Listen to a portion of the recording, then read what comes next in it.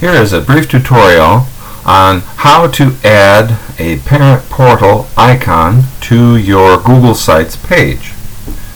Begin by going to your Google Sites page.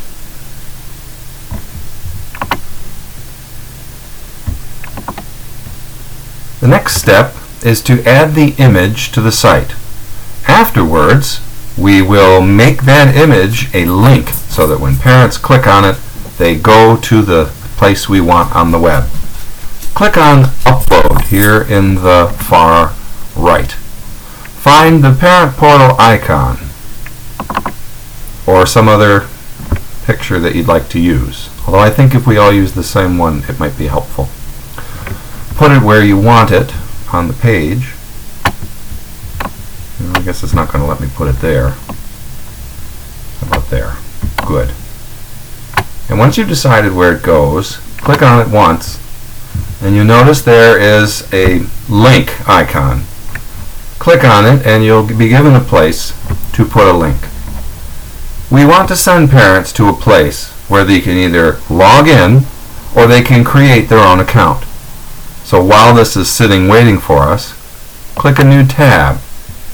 Go to teacherswebhost.com, click on Student Login, because remember, your parents are going to use this as though they were students, a modification of the original intent of this function. Click up in the address box so that the entire address is highlighted. Copy it.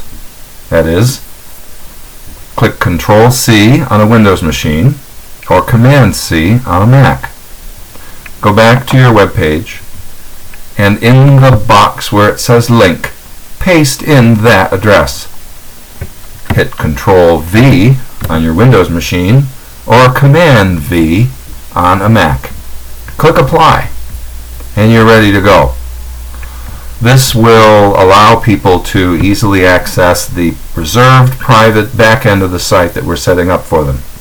Now let's preview it and see how it works. When a parent clicks on Parent Portal, they're brought to this page, and it works just fine. Now while we're at it, why don't we set up self-registration for your parents so that you don't have to create their accounts and put in their usernames and so forth. The system can do that for them. You'll notice down here there is a link called Register. If we can communicate to parents who are first setting up their site to register, here's how we do it. They're brought to this form, and they need to enter their first name, their last name, a password of their choosing, enter it again just for fun, their email,